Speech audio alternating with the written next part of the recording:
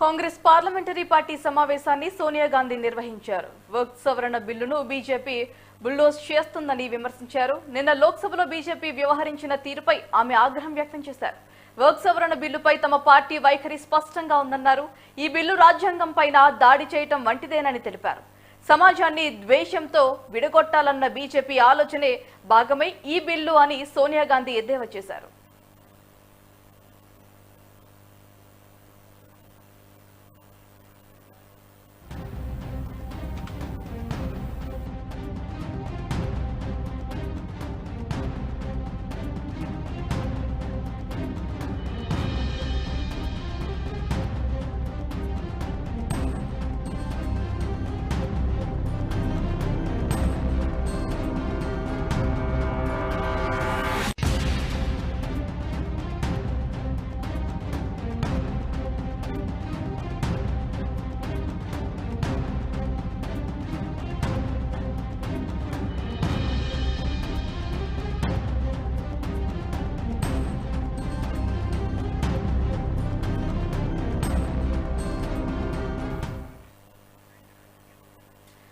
Congress parliamentary party సమావేశాన్ని సోనియా గాంధీ నిర్వహించారు. Work సవరణ బిల్లును బీజేపీ బుల్డోజ్ చేస్తుందని విమర్శించారు.